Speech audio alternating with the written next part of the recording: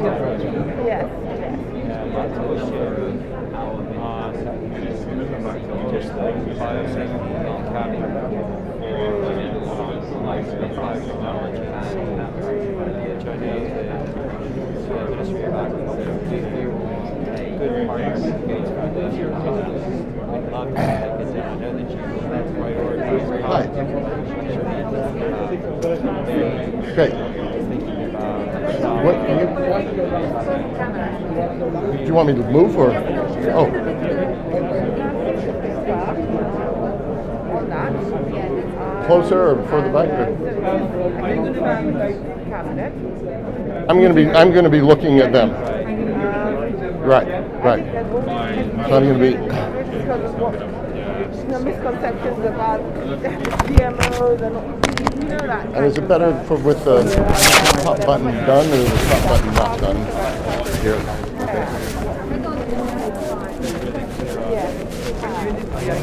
I need these. It's a little tight. the WHO did a long-term That's all right. Yeah. He did. All right, great. In here? Oh, that's great. We still need to make person 3, 4, and 5. I'll wait Yeah. for them to come in. Yeah. So we'll start with the next because I need a minute to make them. Okay, will you relax with that? Yeah,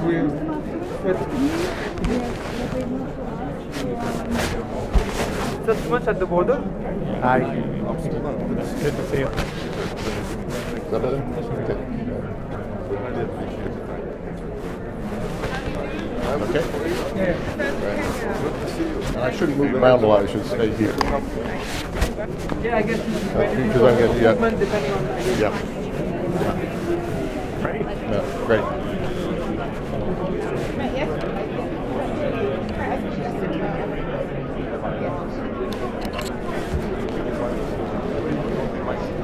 Yes.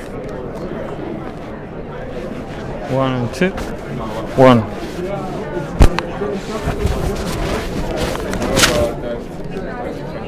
One.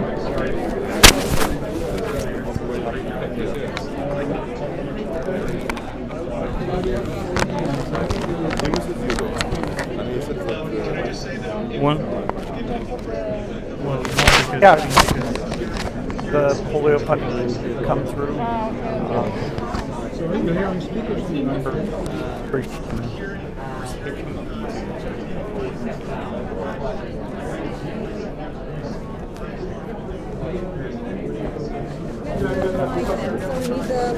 Yeah, go ahead.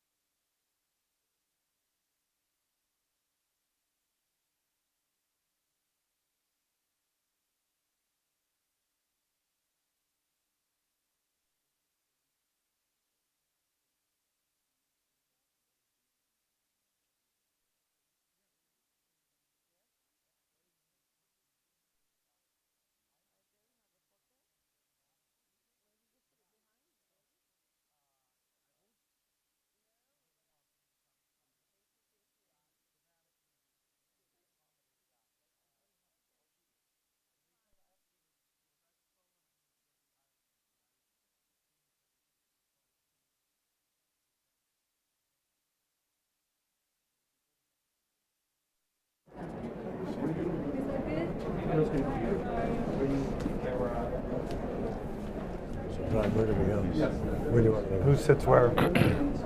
Anka, can you show us the seating arrangement, please? Yes, how are you? How are you? Oh, okay. I guess you're over there. Yes, yes, yes. Well, okay, great, fantastic. Thank you. Yeah, great. We must have a chat later. Okay, yeah. How are you, Fred Camp? Hi. Good to see you again. How are you? How are you? Mr. How are you, buddy? Secretary, what a We're gonna have pleasure. some water. What a pleasure Happy to to see see you. you. How'd you do? Rochelle is the right pronunciation? Just anything. So, thank you. Great.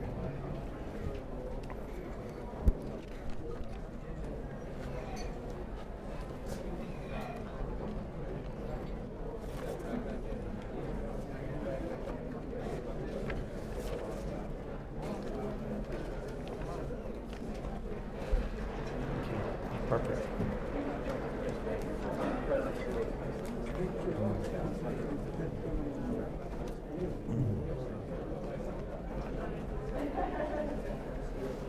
Who's going to tell me when to start?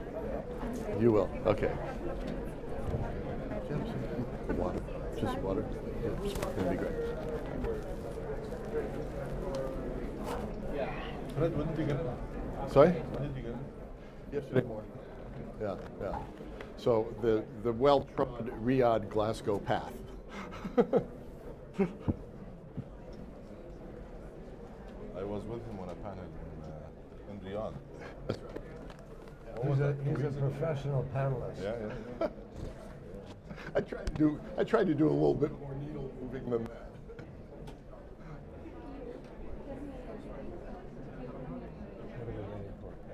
I'm not sure.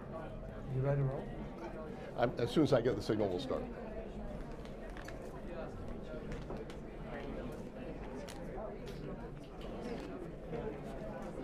This is great. Honestly, Thank you. really nice. And today is our flag day. Today is the flag day. So we had a little celebration. I should get their attention. Today with And then we're set. the whole delegation to say happy But- flag day. That's We're ready to fabulous. go? Dr. Silva, we're ready to go. We're ready to go? Right.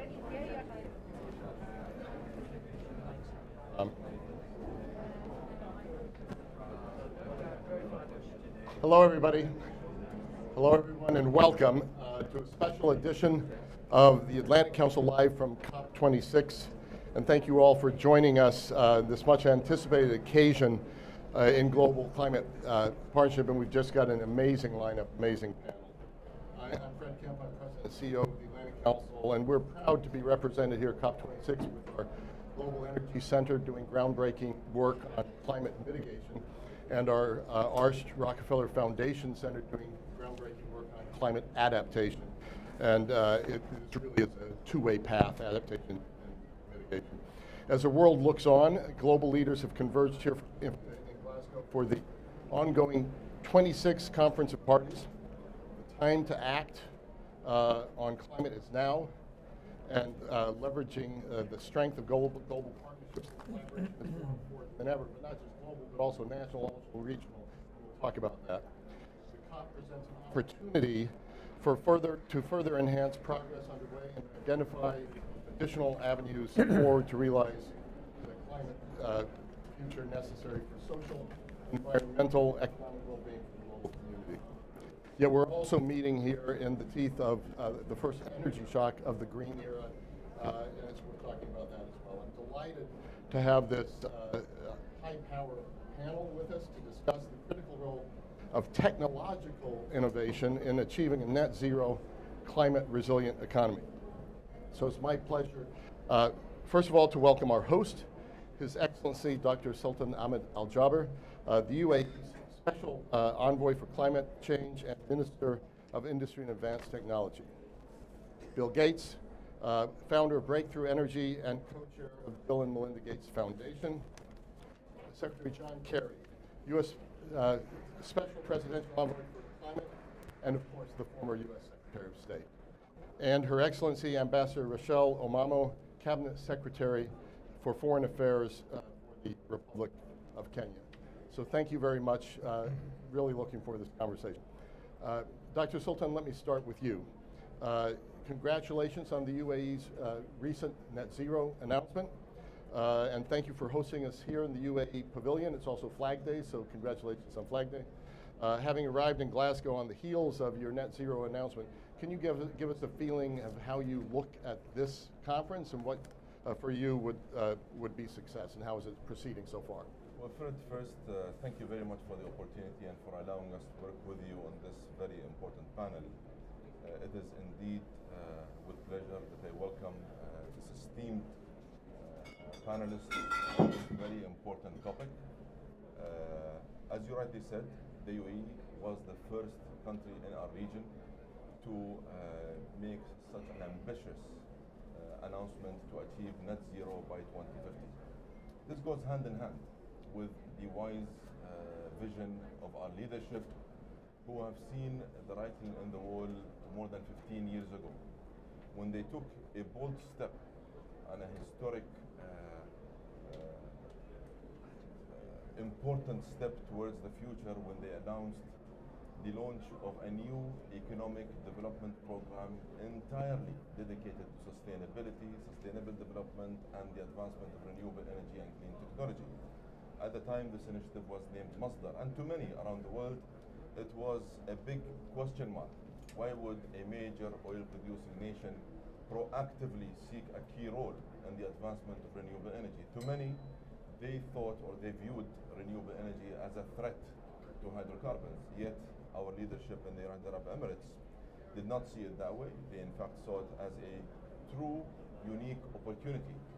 Only if we were to capitalize on our deep energy expertise, our substantial financial resources, and the fact that we have been able to build bridges with countries and companies all over the world, we thought that by combining these strengths and such competitive advantages, we would play an important role in helping advance the cause in addressing climate change as a global challenge, as well as advance the UAE as a true responsible supplier of clean energy to the world. Net zero comes at a time where the UAE has also announced its 50-year plan. Our 50-year plan, with its 10 principles, is very much centered around The microphone, they can't hear. Is my They mic can on? hear. They can hear Fred, Yeah. but they can't Is hear. my mic on, guys? Yeah? Yeah, maybe they can turn it So up. our net zero initiative comes hand in hand with our 50-year plan and the 10 principles. It is very much centered around human development and environmental stewardship and the diversification of our economy. We view net zero as a pure economic opportunity. As such, the UAE, when they announced our ambitious plans for achieving net zero by 2050, we thought of using and capitalizing this opportunity to extend an open invitation to the world. We did not claim that we know what it's going to take exactly every step of the way to achieve the net zero. We have a very clear roadmap. We know exactly the different work streams that we have to adopt and progress against to achieve such net zero objective. Yet we thought that this would be another unique opportunity to again exemplify a leadership role that the UAE has demonstrated over the past 5 decades, and to ensure that we engage the world in helping address a global challenge by providing another economic opportunity to achieve net zero. Thank you, Dr. Sultan. You have been a bridge builder, as you said, and you breaking new ground. We're going to have our annual Atlantic Council Global Energy Forum in Abu Dhabi in early January around pathways to net zero, so exactly what you're talking about. Bill Gates, speaking of someone who's been breaking new ground and building bridges, you've been involved in the discourse surrounding the need for technology investments to meet the climate challenge. And just yesterday, the Agriculture Innovation Mission for Climate Initiative, or AIM for Climate, was formally launched. So perhaps you can tell us about AIM, but also in general, where you see the future for technology change in climate innovation. Obviously, we have to pursue mitigation and adaptation in parallel. The warming that we're going to see, even if we achieve our most ambitious goals, will cause great difficulty for countries near the equator, particularly for smallholder farmers. So the vast majority of climate suffering will be the fact that their current seeds won't be adequate.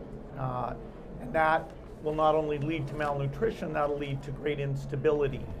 And so at this climate conference, the increased focus on adaptation and the focus on innovation really come together in this Aim for C, where thanks to the leadership of the UAE and the United States kicking this off, I think we have about 30 countries now signed up for the initiative, where you make a commitment to raise your R&D for better agriculture, both seeds and livestock, digital mapping to help the farmers, digital advice. There's a lot we can do. And to me, the analogy is similar to where we were in the 1960s and 70s, where Asia faced large-scale starvation, and people like Paul Ehrlich wrote in The Population Bomb about how we had to have forced sterilization and things. Well, he turned out to be wrong because of innovation. The Green Revolution, which had both foundation and government funding, actually led to the nutrition levels in Asia going up during exactly that period people have been worried about. So we now need a second green revolution that, particularly for Africa, will deal with the challenge of climate and population growth. And so directing the seed and livestock work of the countries to really have impact for those farmers, that's our goal. We made a commitment to spend $315 million additional over the next 3 years through the CG system that brings together everyone to make the seeds for the developing countries. So, we're thrilled about this initiative. And how does this initiative fit into your overall vision of what would make a successful COP? Well, this COP, we can't say that everything announced at this COP solves the problem, but what we can say is that the increase since the Paris 2015 meeting, the increase in private sector engagement, investment in innovation, and understanding the importance of adaptation, if we continue that rate of increase over the next decade, then we will have, both on the mitigation side and adaptation side, something that fits the size of the problem. It's a gigantic problem. It's easy to view it as a glass half full, but for any of us who are in Paris, we can see that glass filling up at an exciting rate. And I both through Breakthrough Energy on the mitigation and through Gates Foundation adaptation, I'm thrilled that initiatives like this are where I see the world setting its priorities appropriately. Thank you so much for that. Madam Ambassador, Your Excellency, you've joined Aim for C. You're part of this. Could you tell us how you're viewing your role in that generally, and more broadly, what does Kenya hope to accomplish in Glasgow? Well, I think the area of agriculture is critical. The relationship between agricultural productivity, its ability to produce food security, to create jobs, and to catalyze a green revolution for Africa is critical to a meeting such as this. I think even without taking climate change into account, African agriculture is already on its knees. It is smallholder driven, mainly by poor women. It is rain fed. It lacks proper seeds, proper fertilizer, proper post-harvest care, and limited access to markets. So if we are going to talk about agricultural innovation, if we're going to talk about the application of technology to the agricultural sector in Africa, these are the areas that we need to pay attention. And therefore, I'm delighted that this is a focus of attention, that we are trying to look at ways in which we can use technology to improve seeds, use technology to improve soils, use technology to improve water management, and generally work towards ensuring that the catalytic capability of agriculture in Africa is unlocked. We have to remember that agriculture is losing workers. We have massive rural-urban migration in Africa. So we have fewer farmers. The average age of farmers in Africa is 65. But the question is, how are we going to maintain food security if we don't innovate? I think the time for innovation in our continent is now. We have lots of young people who can transform agriculture. What we need to do is to make agriculture exciting, agriculture smart, and agriculture productive. So this is the message that we are bringing to COP26, because as we speak as Africans, we must tell our truths. And we must ensure that our truths are heard so that when investments are made, they are context specific and they produce the right results. Thank you, Madam Ambassador, Your Excellency. Secretary Kerry, you have been a leader in this set of issues for a long time. And I wonder if you could talk certainly about AIM as a partnership, not just US, UAE with support of a number of other countries, UK, Brazil, Singapore, but really the role of these national and regional cooperation models and what one's trying to get done. We have these big global goals, but what's the role of the national and regional cooperation models in what you're trying to achieve? Well, Fred, thank you very much. First of all, let me thank the UAE and Dr. Sultan Al Jaber hosted the very first ever Middle East climate dialogue, which involved 4 or 5 oil and gas producers, all of whom came aboard for net zero, all of whom have been really committed to the COP and to the process of responsible activities in all sectors. So I thank them for that, and I wish them a very happy, I see the banner going, Happy UAE Flag Day, and I want to take the liberty of awarding the very best pavilion award to the UAE.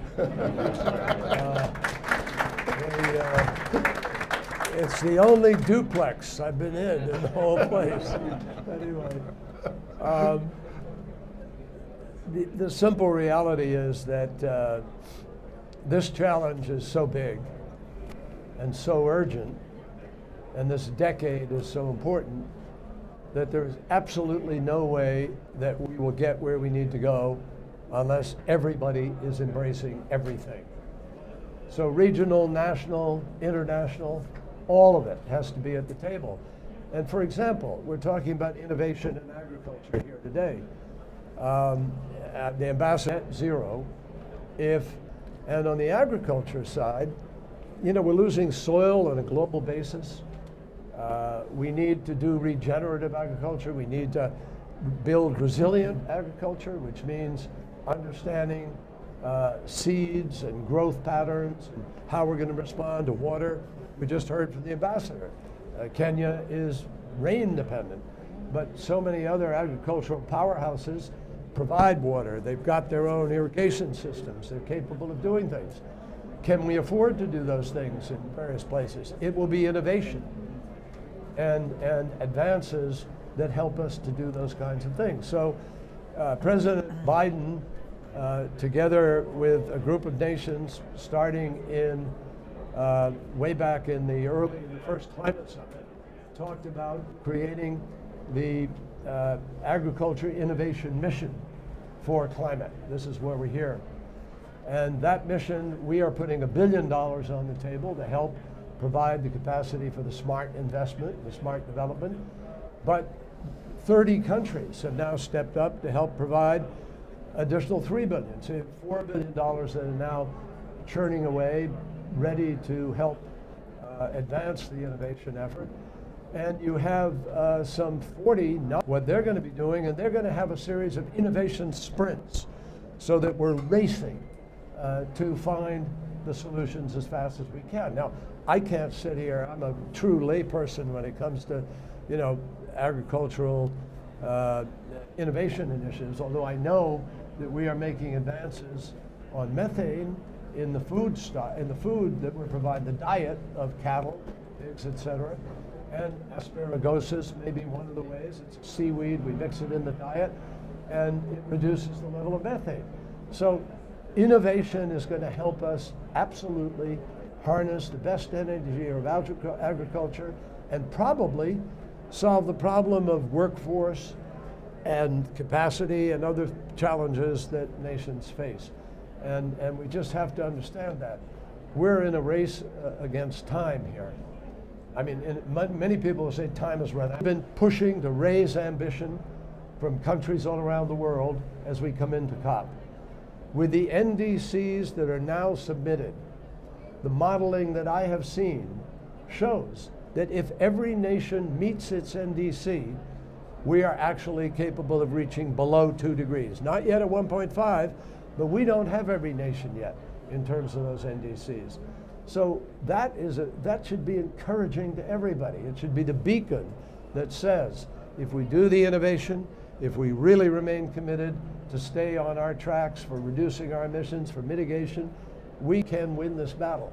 And I find that extraordinarily encouraging 2 days into COP26. Secretary Kerry, thank you so much for that answer. Let's do a quick round of all of you. I'll go in reverse order the first round, so Secretary Kerry, starting with you, and then Ambassador and Bill Gates and Dr. Sultan. If you're going beyond agriculture, maybe you can just very quickly think about what are the biggest opportunities you see in innovation or in technology, real game changers. Are there sector-specific ideas that you're picking up that are getting the most interest? I mean, we can, first of all, we have the ability to innovate in every single sector of our challenge. No question about that. And on mitigation, obviously people are covering the waterfront, the possibilities of green hydrogen, the possibilities of battery storage of some kind, whether it's solid state or whatever it's going to be, the possibilities of direct air capture, of CCUS utilization particularly. Who knows? I don't know the answer to that. But I know, and Bill knows most of the answers to it, we're not where we need to be. We have to push the curve of innovation far more than we are. Now, if President Biden can achieve the passage of the legislation in the Congress, we will have huge sums of money, unprecedented amounts of money going into the Energy Department, to our laboratories, to our R&D, and we will be supporting efforts like Bill Gates's in order to push the curve of innovation. Industry, particularly, we need this. We have cement, shipping, aviation, aluminum, transportation. We have this core group, steel. We need, and we haven't paid enough attention ever in this journey. I can tell you, having been there over the last, since 1988, we've always mentioned industry, but nobody's really been focusing in on what are we going to do. That has happened over these last few years. So green steel is being produced. Green cement, which actually is better, allegedly, than the former cement, is being produced. And now we have another innovation, would be just a government innovation. We have a thing that we've done called the First Movers Coalition, where companies and countries are stepping up and saying, we're going to be the people who help create the development of this market at an accelerated rate. So they're saying, Volvo, for instance, we will buy X amount of green steel in the fabrication of our cars. So someone innovating will know, I've got a market there. I can sell this. Somebody's going to buy it. Shipping. Maersk has stepped up and said, we are going to build 10 new cargo ships, but they're all going to be carbon free. So all of a sudden, people in the shipping business know they can develop. So I think you're going to see innovation in the technology itself, and you're going to see innovation in government and in the private sector in how they're going to do this. And the final comment is the private sector is stepping up in real and unprecedented fashion. We have asset managers, asset owners, we have banks, bank alliances, all of which are coming together now with a combination of ESG sensitivity as well as business sensitivity. They see that expenses are going to go up for doing business. Trillions will be spent doing things that might have been avoidable if we innovate correctly and move rapidly. So I think every sector is going to see advances in finance, innovation, and I'm personally very confident, knowing our history when we really put our mind to it, when the private sector entrepreneurial spirit gets into gear and the wherewithal is there to push that curve, we have a habit of winning, of coming up with something, and I believe we will here. Mr. Secretary, thank you for that. Your Excellency, what key opportunity do you see for innovation? What excites you the most? Well, what excites us, coming from the perspective of Kenya, are two areas. One, the area of clean and renewable energy. At the moment in my country, 90% of our energy supply is produced from clean energy sources, whether it's hydro, geothermal, or it's wind. We want to scale up so that 100% of our energy needs are produced from clean energy. But clean energy is not enough. What we must be able to do is to align that clean energy with job opportunities, with the green revolution that we're talking about, with green industrialization. So we want our green energy to be applied to invigorating our economies to create jobs for our young people. The other area is the area of the mobile phone, mobile telephony. What we have learned in our country is that there's power in your pocket if you own a mobile phone. And it's through mobile technology that we are able to engage our farmers in awareness. We are able to provide credit to women SMEs. We are able to provide information about the weather, to put into place irrigation systems that are just controlled by a small mobile telephone application. That's the kind of innovation that we want to see on our continent, because it's the type of innovation that it's cheap, it is accessible, it democratizes technology and brings technology to the youth of ordinary people, particularly women. COP26 must remember the African woman, because the African woman is the way forward on our continent. She's the farmer, she's the person that deals with our SMEs, she drives our economies. So whatever applications that we and innovations that we begin to develop, we must develop them with a view to building inclusive societies, societies that are prosperous for everyone. Thank you for that wonderful answer. The power of the pocket and the power of the African woman, so thank you so much for that. Bill Gates, your name is synonymous with innovation, with technological change. I'm really interested to hear your answer to this question of what excites you most in climate innovation. Well, there's many sources of emissions. Cement is made the old way with huge emissions. And so we have to, only innovation will let that scale. We focus a lot on power generation and passenger cars, where innovation has gotten that premium to be quite small. But going to the adaptation side, the outlook for African agriculture without innovation is quite bleak. The population growth and the increased temperatures in combination will collapse the current ecosystems. Fortunately, though, the science of the day, particularly if it's allowed to be adopted, will let us more than double the productivity. Maize productivity, wheat productivity, and the staple crops are absolutely key here. Also, we can change livestock health and genetics. We understand heat tolerance in the various livestock areas, and so by breeding that in, we can maintain these systems even in the face of climate change.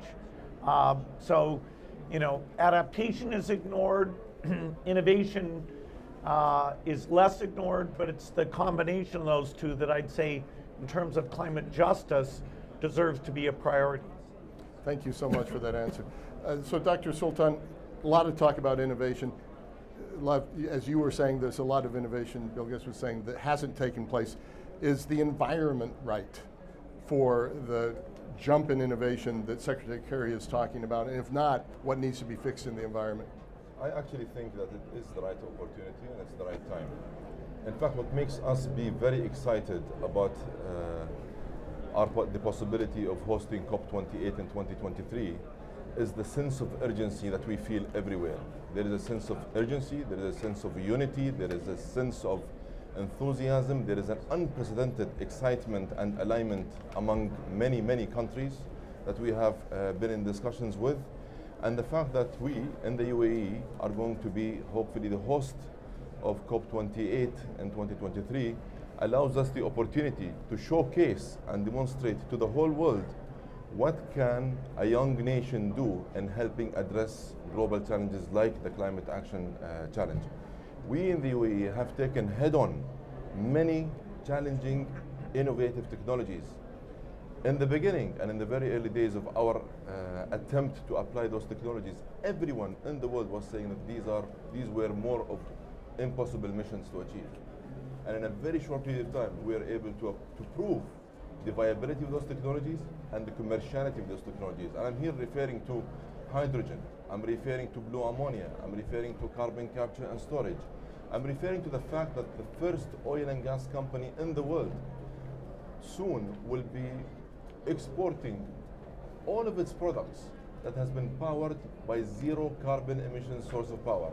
And that's the announcement we only made about a week ago by injecting nuclear power that is zero carbon and solar power, the mix of zero carbon emission power to power up all of the operations of the whole business value chain of hydrocarbon industry in Abu Dhabi. That really differentiates our products. Also, I think the fact that we will be hosting COP28 in 2023, and hopefully this will be announced by the Secretariat in the next few days, will also allow for us to be inclusive. Our approach is going to be somewhat different. We're going to adopt a very comprehensive approach. We're going to include everyone, public, private, academia, research, business, finance, technologists. All technologies across the value chain and across the technology curve are all going to be invited. We're going to make Abu Dhabi and the United Arab Emirates become a true beacon of hope for the advancement of real climate action solutions. Well, I think we have to end it there. We've run out of time, but what a place to end it, looking at COP28. And we certainly hope to see everyone here at Abu Dhabi. I think for the greater world that watches these shows, they wonder what really gets done at COP, but a lot of it is this kind of meeting, these kinds of ideas generating hope for the future and action for the future. So thank you so much to this extraordinary panel and for all the work that you're doing, and thank you all for tuning in. Thank you.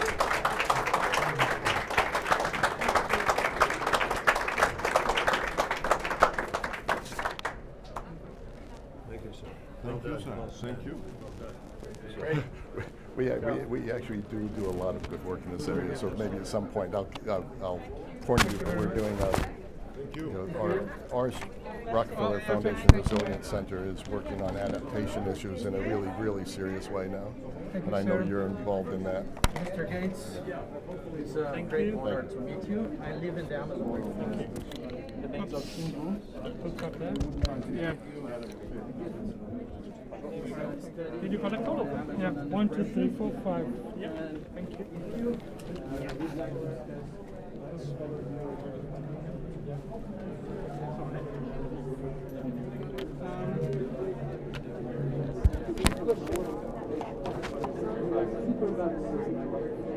Where?